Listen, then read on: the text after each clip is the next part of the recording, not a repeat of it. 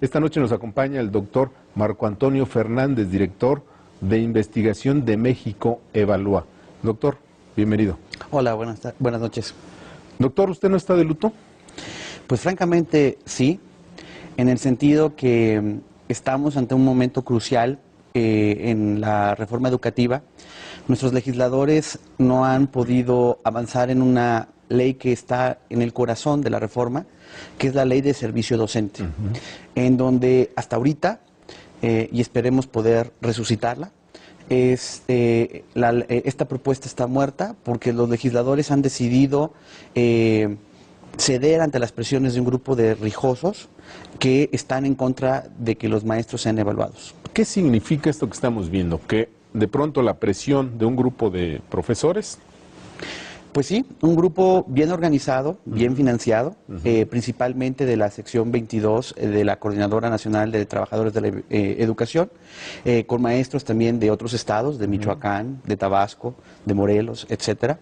Se han organizado y han recurrido a las prácticas que han hecho anteriormente en el pasado, de presión, de tomar las calles, de bloquear, de agredir a la autoridad para que se les escuche y se les ceda las peticiones que ellos tienen. En este caso, lo que ellos están insistiendo es que la evaluación de los docentes se detenga. Dicen que quieren ser evaluados, pero en el fondo no quieren ser evaluados. Ya en la propuesta de la ley se les había dado ciertas concesiones que desde nuestro punto de vista en México Evalúa pensamos que eran equivocadas y no han sido ni siquiera suficientes para detener la ira de este grupo del magisterio. Dígame, ¿qué pasa en el Congreso? ¿Por qué se doblan? ¿Por qué esta debilidad del Congreso? Pues históricamente esto no es nuevo, lamentablemente. En la investigación que yo he hecho precisamente del impacto presupuestal que estas marchas y huelgas han tenido sobre lo que se destina a educación, las autoridades, tanto de los estados como la autoridad federal, han históricamente cedido a estas marchas. Terminan porque les da miedo y se apanican nuestra clase política, cediendo concesiones económicas muchas veces, pensando en la lógica que eso los va a apaciguar. Pero lo que manda es una señal terrible, claro, Ricardo, porque pues, los haces hoy, pues ¿por qué no lo vas a hacer mañana? Claro. y pasado, y etcétera. Y si hoy les das un peso, mañana quieren 10 y pasado quieren 100. Y eso es lo que les permite mantenerse en las calles, y cuando hay políticas como esta que al establecer la evaluación de los docentes, tanto para el ingreso como para su permanencia, este control histórico que han tenido de las plazas docentes, pues se va a reducir de forma sustantiva y es menos dinero, obviamente, para el sindicato y por lo tanto, obviamente, no quieren aceptar esta propuesta. Déjeme decirle a la audiencia que nuestro invitado es un profundo investigador, precisamente un conocedor de lo que pasa en estos intríngulis de la CENTE y otros grupos magisteriales. Platíquenos, doctor, ¿cómo se maneja, cómo se financia, cómo es este aparato de presión política que en realidad nada tiene que ver con la educación?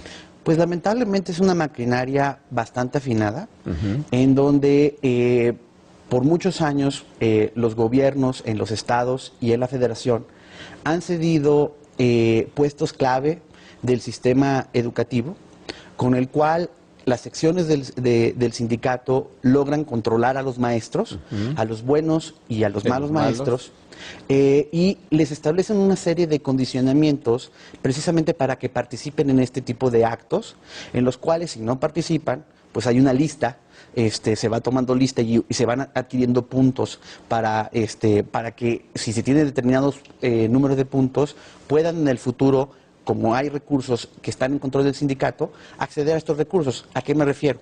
Por ejemplo, pues si tú te portas bien con el sindicato, va a haber una probabilidad de que te den más fácil tu crédito como maestro para una vivienda.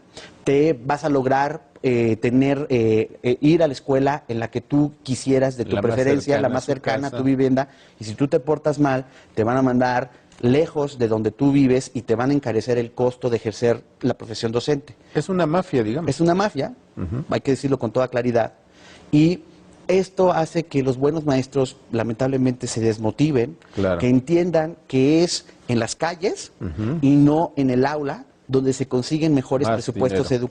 educativos.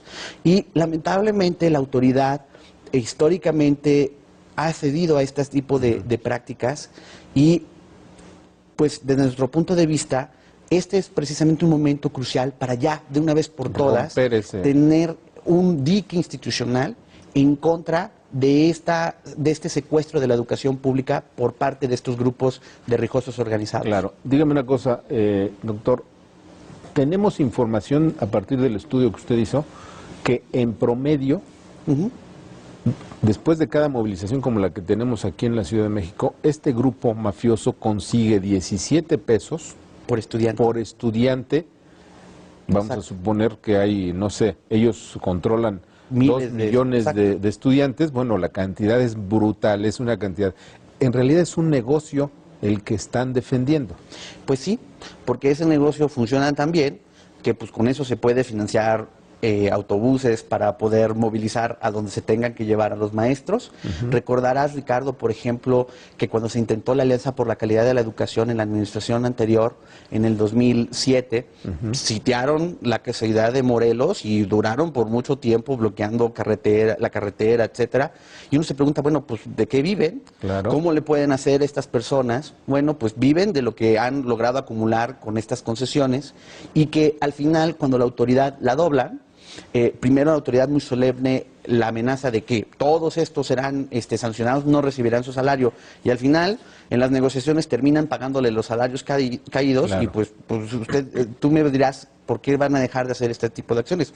Claramente las pueden mantener, las pueden financiar y lamentablemente el mensaje que se mandó esta semana, creo yo, para la agenda de reformas en general del país es un mensaje negativo, en donde por eso creo que es tan importante entender que si el gobierno federal y los legisladores terminan de ceder a este chantaje, pues que tengan buena suerte cuando traten de discutir reformas también muy controvertidas y difíciles como será la reforma energética, en donde estos grupos es muy probable que se unan a otros grupos organizados que están en contra de la reforma Claro. energética y también bloqueen el Congreso para que no la aprueben. Dígame una cosa, doctor, denos un ejemplo, lo platicamos en otro momento, de un estado en donde pues hacen movilizaciones y cuánto se llevan de dinero.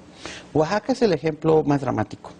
Oaxaca, por ejemplo, en el 2006, que fue aquel momento álgido en donde el paro magisterial duró bastantes semanas, al final el gobierno en las negociaciones, a pesar de que existen reglas en la ley para la distribución del FAEF, que son los fondos para la administración de la educación básica, los fondos de protecciones para la educación básica, que son los fondos federales para financiar las primarias y las secundarias. Bueno, pues le tocaba cierta cantidad a Oaxaca, pero a partir de estas presiones, pues obtuvieron 100 millones de pesos adicionales. Entonces, 100 millones sí, de pesos. entonces, en ese sentido, pues la señal es clarísima.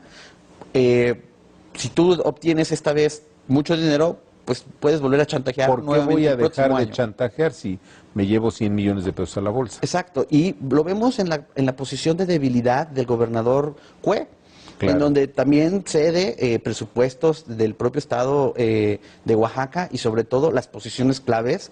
Se acordará la audiencia que hace algunos meses se dio la cabeza del titular de educación en el estado y así ha ocurrido en otros gobiernos Claro. de todos los partidos políticos y por eso lo siguen haciendo. Dígame una cosa, tenemos una estadística, tiene su estudio una estadística de el número, la cantidad de bloqueos, movilizaciones y demás en todo el país y en cada estado. Sí. Denos algunos elementos. Bueno, pues yo documenté que entre 1992 y 2008, que es el estudio en donde yo me centré para ver cuántas movilizaciones, huelgas, protestas habían tenido lugar en el sector educativo, en Aquí lo total estamos viendo.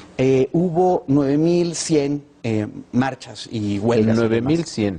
De esas, el 49% fueron hechas por los maestros de educación básica y educación superior. Por mucho son los actores dentro del sector educativo que tienen mayor capacidad de movilización, están muy bien organizados.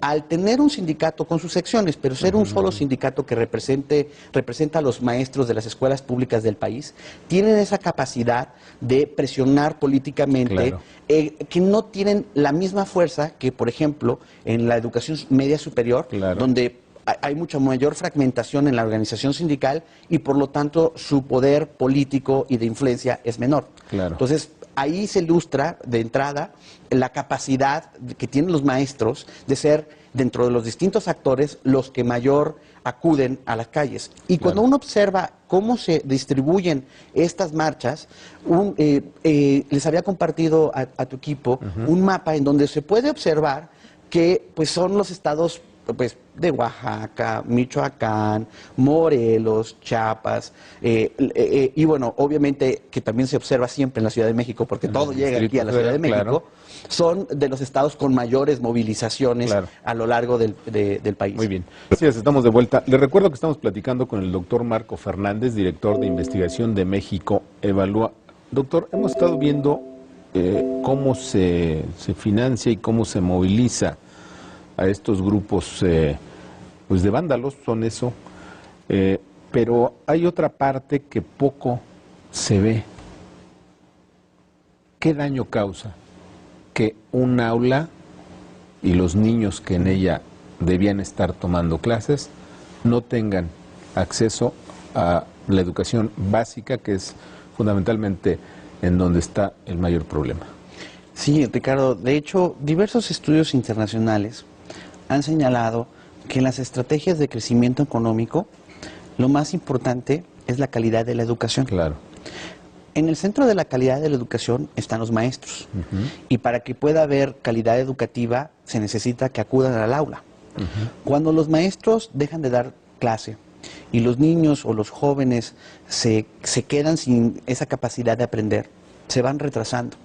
Y nosotros observamos en las pruebas tanto nacionales como internacionales que se le aplican a los niños y a los jóvenes de este país, que lamentablemente vienen con deficiencias en su preparación que son muy preocupantes. No comprenden bien los textos que leen, no tienen un buen dominio, por ejemplo, de las matemáticas, no tienen buena comprensión de ciertas ciencias exactas que son necesarias, y todo esto que se va acumulando tiene un impacto para el país en términos de sus oportunidades. Uno, para ser competitivos en el mundo. No somos una isla, estamos compitiendo con nuestras contrapartes en Chile, en Brasil, en China, etcétera. Y en esa competencia, pues los mejores preparados son a los que les va mejor.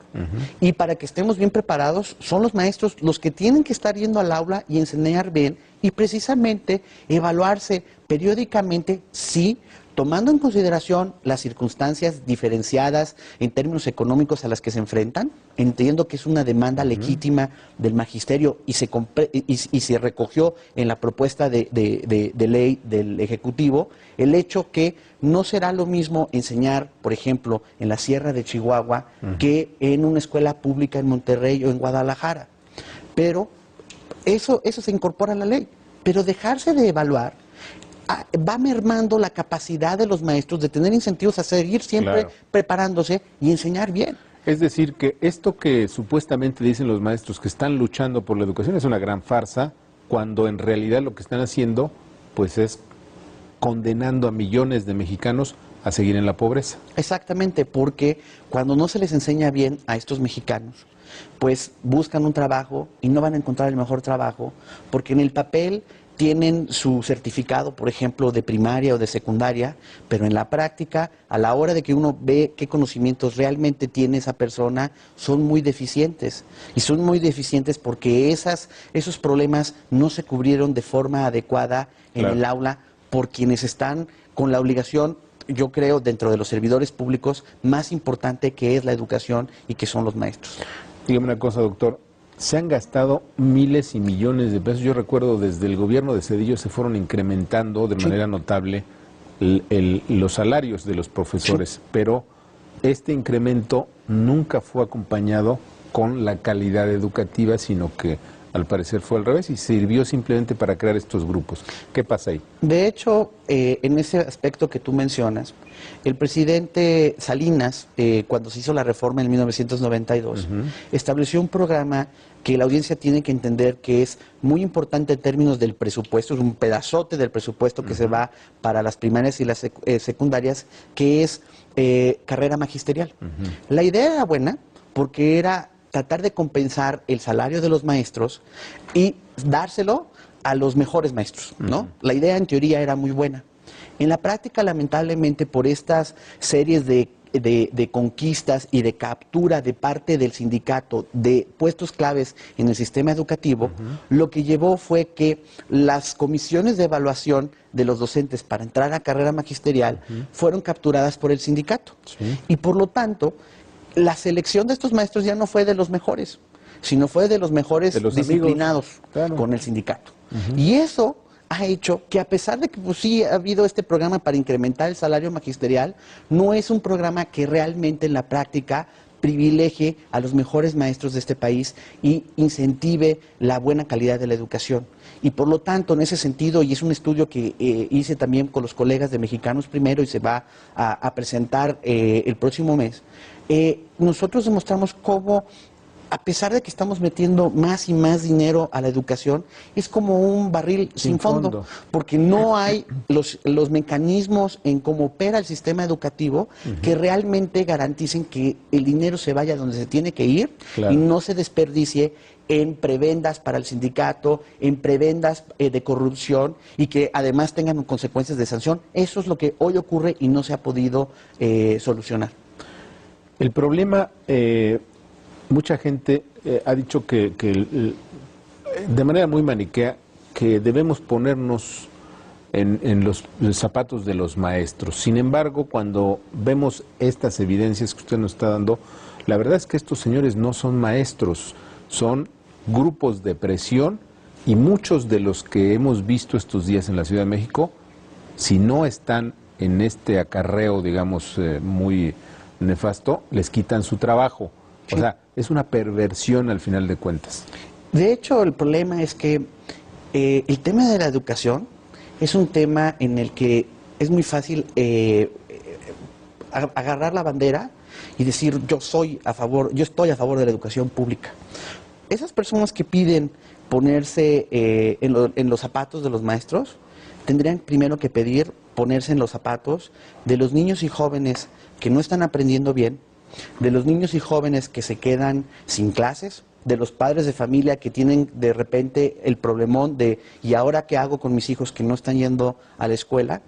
Se tendrían que poner en los zapatos de la sociedad que observa que no puede ser competitiva en el mundo porque no tenemos capital humano de calidad y que por lo tanto vemos cómo nos ganan nuestros competidores en otros países y nosotros seguimos diciendo se necesita mejor calidad educativa. Creo que en ese sentido transformar al país y tomarse en serio el argumento de la educación pública, es decir, ya basta de estas prácticas de corrupción y de presión y no ceder ante ellas. Dígame una cosa, doctor. Cuando inició el gobierno de Enrique Peña Nieto y cuando se empezó a abrir la posibilidad a través del pacto de una gran reforma educativa, muchos creímos que venía el cambio de a de veras. Se va la señora Alvester Gordillo a la cárcel por distintas razones. Muchos creímos aún más que esto iba en serio, pero hoy, pues la verdad es que parece que nos tomaron el pelo. Pues mire, yo platicaba con un colega suyo y creo que no exagerar que lo que ocurrió en diciembre en ese sentido era como el cuento de Alibaba y los 59 ladrones, ¿no? Que son los 59 líderes de las secciones sindicales del CENTE. Metieron en la cárcel a Alibaba. Los 59 líderes y las prácticas de corrupción en todo el sistema educativo están ahí. Si nosotros en verdad nos vamos a tomar en serio la idea de transformar a la educación, es de una vez por todas acabar con las prácticas de selección por herencia de plazas, de evaluaciones que sean manipuladas. Por ejemplo, tenemos evidencia documentada por muchos periodistas que cuando se aplicó la prueba enlace, los propios maestros dejan copiar a sus alumnos. No todos, obviamente, Claro, pero hay un pero grupo de una buena maestros que lo cantidad. hacen. Y no hay ninguna consecuencia. Y entonces, lamentablemente, lo que ocurre es que la escuela, Ricardo, se vuelve una caja de resonancia de la corrupción en el país. Y si ahí estamos mal, ¿cómo vamos a transformar al país? Sí, no, es un asunto. En medio minuto, doctor, ¿hay solución o no a partir de lo que estamos viendo hoy? Usted decía que probablemente se pueda resucitar en medio minuto. Yo espero que sí. Espero que el presidente Peña Nieto, que su secretario de Educación salgan más enfáticamente a defender la iniciativa educativa, que expliquen a los congresistas de este país que tienen que ser verdaderos campeones de la educación y que no se deben rajar, perdón por el término, pero no se deben rajar y se deben de fajar los pantalones y aprobar una reforma que es fundamental si realmente dicen que quieren transformar al país. Ojalá que esto sea y se retome en el siguiente periodo extraordinario de sesiones. No lo dejen ya al periodo ordinario, ya se tiene que aprobar esta ley y no dejarse en estos chantajes de este grupo particular del magisterio. Doctor, gracias. Muchas gracias por la invitación. ¿Qué le pareció? Usted seguramente tiene un punto de vista. No se vaya, todavía tenemos más.